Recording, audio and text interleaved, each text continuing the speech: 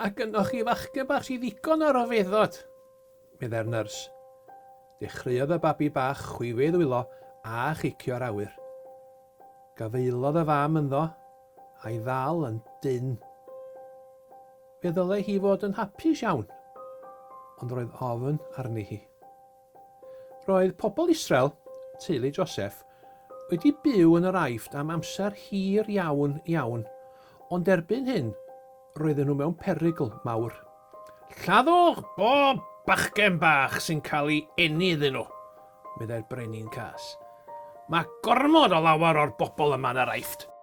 Sut y gallai mam y babi bach ei gadw'n ddiogel? Fe fyddai'n rhaid iddi ei guddio. Dywedodd y nyrs ddim gair wrth neb. Dywedodd Aaron ei brawd ddim gair wrth neb. Dywedodd Miriam ei chwaer ddim gair wrth neb. Wrth lwc, roedd y babi bach yn cysgu llawer, a pham fyddai'n dechrau crio bydde ei fam yn ei fagu i'w gadw'n dawel. Ond wrth iddo dyfu roedd yn gwneud mwy a mwy o sŵn. Doedd o ddim yn cysgu mor aml. Roedd wedi dechrau chwerthin a sgwrsio, a sgrechian dros y lle am ei ginio.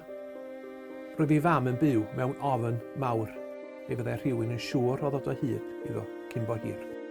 Does di lawr i'r afon i hel brwyn i mi, meddai ei fam wrth Miriam un diwrnod. A dos di nôl clai du i mi, meddai wrth Aaron. Beth ar y ddaear oedd hi am ei wneud tybad? Gwneud basged fach o frwyn a rhoi'r clai du drosti i gadw dŵr allan.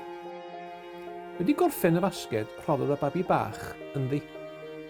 Yna cuddiodd y basged yng nghanol y brwyn tal oedd yn tyfu ar lan yr afon. Aros di yma i wneud yn siŵr ei fod yn ddiogel, gyda hi wrth Miriam, ei chwaer fawr. Yna aeth i adre a gadael y ddau. Roedd rhywun yn dod. Merch y brenin oedd yno.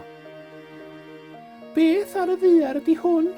Holodd pan welodd y basged, a gorodd y caead. A dyna lle roedd y babi bach a'r dagrau'n llifo i lawr ei wyneb.